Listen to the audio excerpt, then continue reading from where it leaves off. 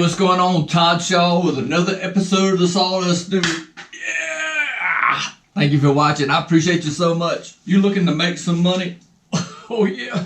Don't we all want some more money? Cool. Hey, well, cool to this video is for you because we're going to have some fun and make some money too. Hey, let me get a shout out to Dennis. Appreciate you, brother, who watches the videos, lives kind of close by. And he was like, we were at a festival, and I was there setting up the booth, making an appearance, that kind of thing, and he brought by this license plate right here. His brother was in law enforcement and passed away, and he said, man, I would be honored if you would hang that on your wall. So there you go, brother. Man, thank you so much. It's an honor. You know, a couple years ago, Live Edge was the thing, and I was just selling a lot of it. Then it kind of like trickled out. You know, it was cutting boards, and everybody's just crazy about cutting boards, and that kind of trickled out. So what you'll find out over a period of time as a woodworker, you really need to follow the trends. If you're, you know, on top of things and a smart woodworker, blah, blah, blah. If you're a smart woodworker, I'm not. Time for some more coffee, my friends. So what you want to do, because your time is money, and your woodworking projects, you know, you've got time and materials invested in that, and what you don't want to happen is it's kind of sitting around the shelf and then you just kind of give it to Aunt Martha just because I got to get rid of this thing and she always likes my woodworking projects. Well, sorry, Aunt Martha, I've got a new project, and if you want one, you got to buy it. You know, I'm in the Blue Ridge Mountains of Southwest Virginia. Beautiful Southwest Virginia, because Virginia is for lovers. And so one of the things that I really do, or one of the things that I really try to market my woodworking and my business, you know, people really like that cabin rustic look.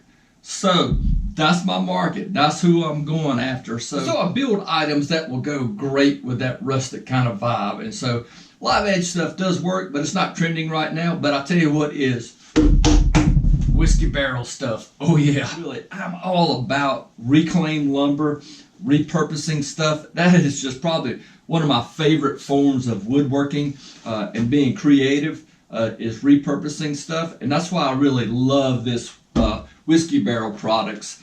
But you kind of think about it this way too. It's when my granddad used to talk about butchering a hog on the farm. He goes, we use everything but the squeal. Get it? So that's the same principle with the whiskey barrel. We're going to use everything but the whiskey. And you can do that too. But anyway, it may take you a while.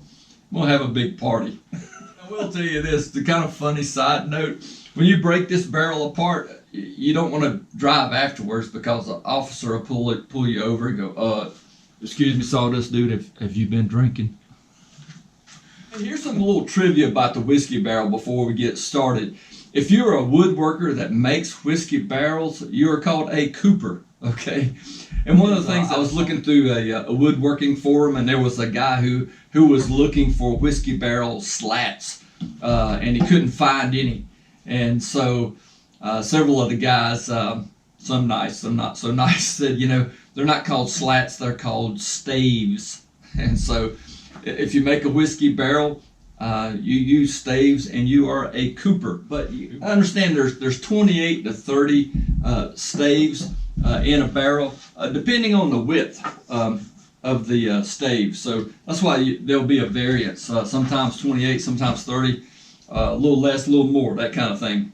A bit about this. Let's talk about the tools that you'll need on this project. One of the big tools, of course, you know, sanders. I've used a bandsaw, or you can just use a regular skill saw, circular saw, if you want to go that route as far as cutting up the different staves to the lengths that you need. And of course, we'll get on the project side of this as well. And this is really a 101. If you want to see specific projects in relation to this barrel, please leave a comment below and I'll shoot a whole video on that. But this is really like an introduction just to kind of get you going so you can make some money. But some of the stuff, one of the big tools that I use is an angle grinder. Obviously, this is a DeWalt brand angle grinder.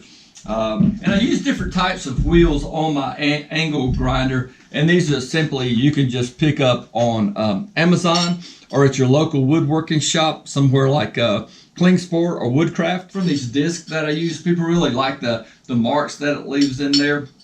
And so I don't sand them down to a super fine finish. I like leaving them kind of rustic. It's probably one of the most helpful tools that you'll find that will help you shave down some time, no pun intended, and to really just kind of make your work look even better. Got to have the right tools. One of the things that you want to do and that will really help out your projects, and before you break the barrel down, you want to go around and number each stave. Now I've got like a wood pencil that leaves a good mark on the wood. Sharpie will just like suck into the wood. What I do is come around, and then sometimes you got to look closely, but if you look at the top, you can see where the staves are.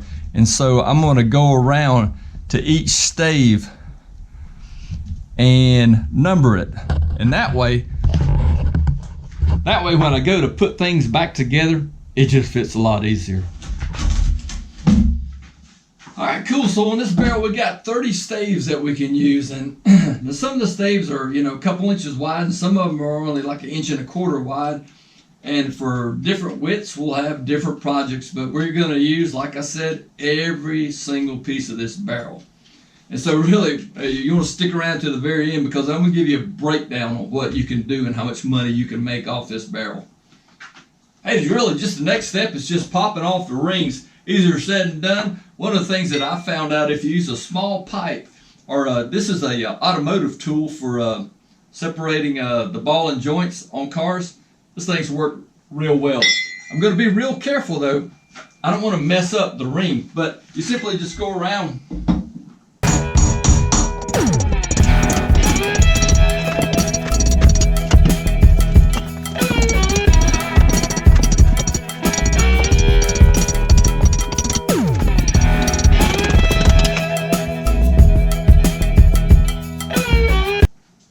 So big thing is, once again, make sure you number your staves. Don't bang up the ring so bad. I've tried to use a block of wood, and it just the metal just cut the wood apart. So that's why I use metal on metal. And so with a kind of flat surface, then work around and just slide your rings right off. Hey, so I'm going to get down to the big thing. That's some of the project that you can make. And once again, if there's a particular project that you want to see a step-by-step process, feel free to leave a comment below, okay?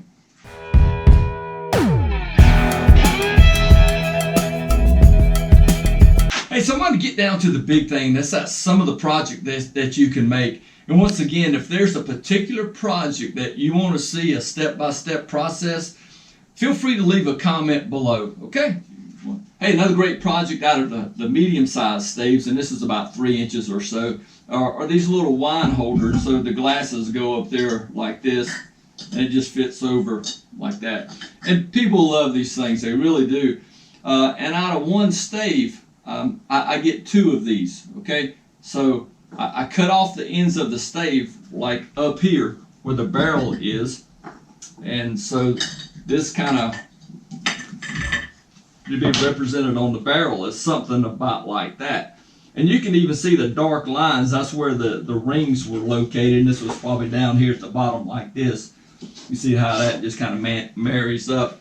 But it's just simply drilling some holes in there. I use a round over bit on my miter on my router table, and just to kind of clean it up, give it a little more decorative look.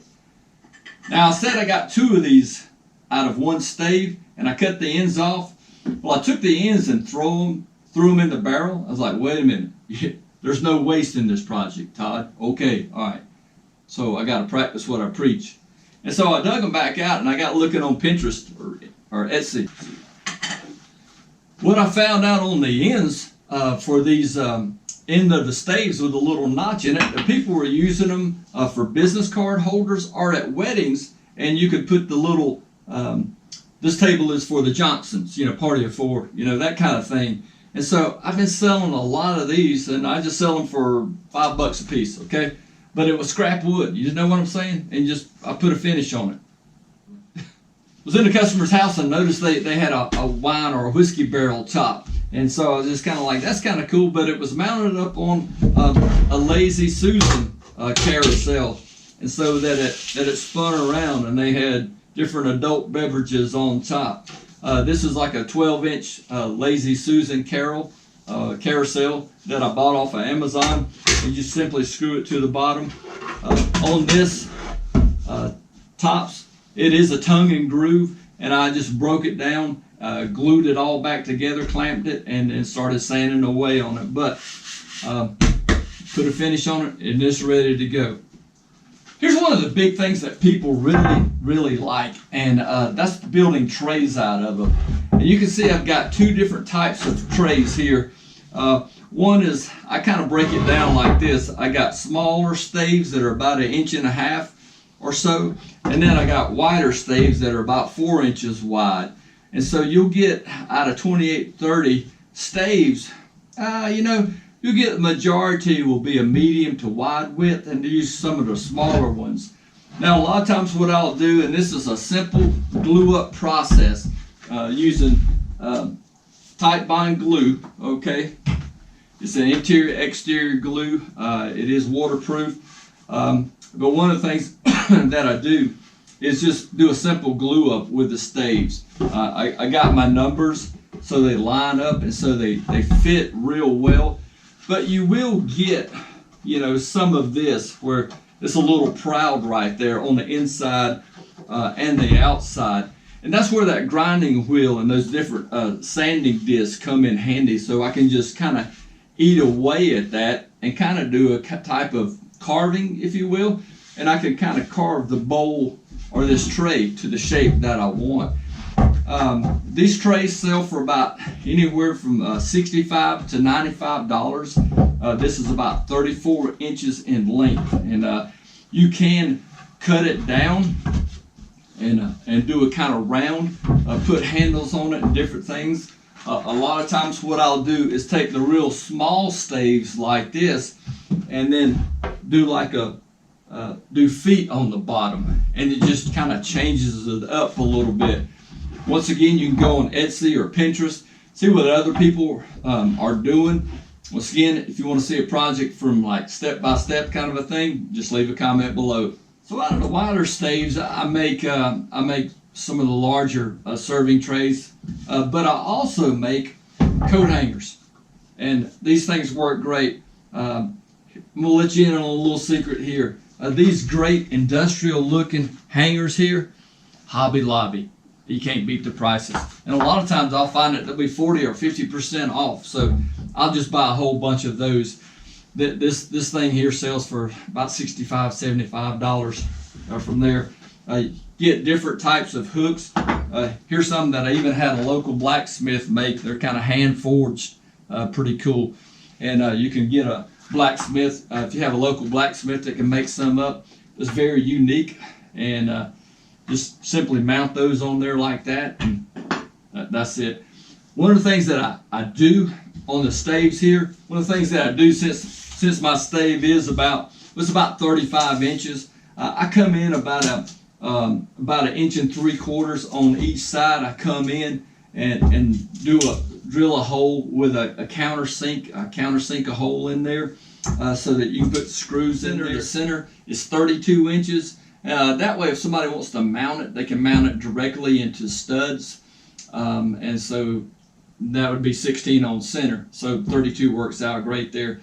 So these wider staves make great coat hangers. I've seen guys mount guitar holders, so they hang their guitars on the wall. You can put about 3 guitars on one of these longer staves. And the stave that has the fill hole in it, there's a name for that, but I can't remember. Leave a comment below. I'm sure somebody knows out there. But the stave with the hole in it, that's kind of like the money one, and that one always goes first.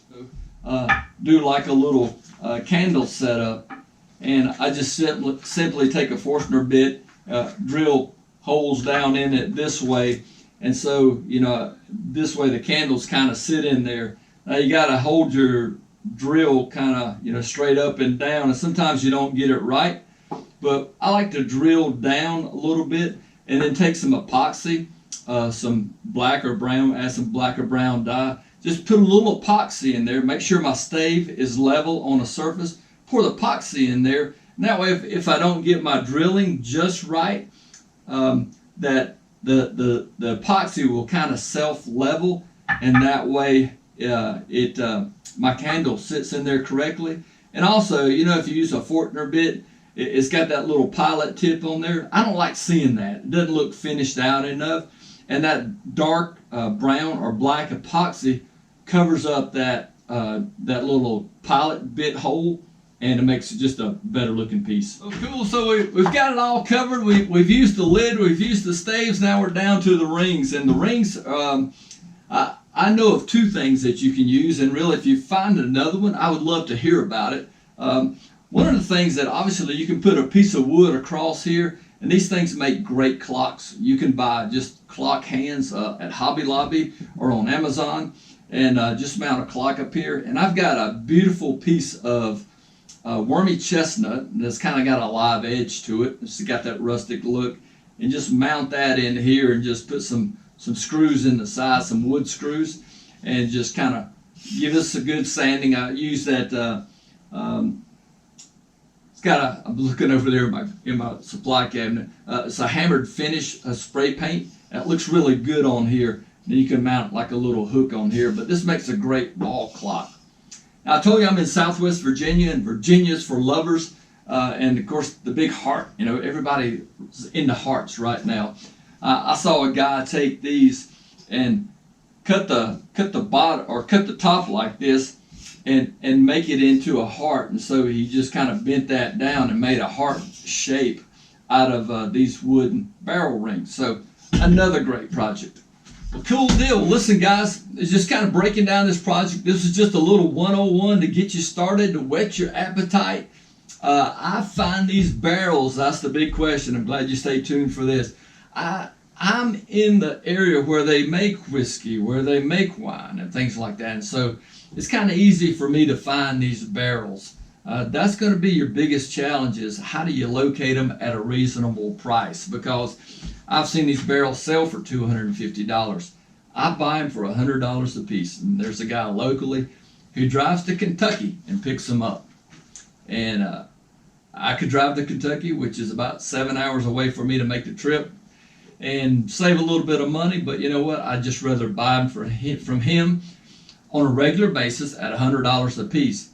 And out of this $100 investment, and I say investment because we're going to make money off of it, I'll turn around and I'll make anywhere from $700 to $1,000 off of one barrel. That's right. Using every little piece, you can turn a $100 barrel into up to $1,000 real easy. Hey, another great woodworking for money project from the Sawdust Dude. You know, hey, if it's your full-time job or it's a little sideline hustle, it's all about, you know, having fun and making some cash. About it. Oh yeah, cool deal. Listen, I appreciate you watching another episode of the Sawdust Dude. If you got a question or a comment, please leave it below. Hook a brother up, like, subscribe, because this channel runs on love, and baby, I need some love. Cool deal. Thanks for watching the Sawdust Dude. I'll see you real soon. Oh yeah.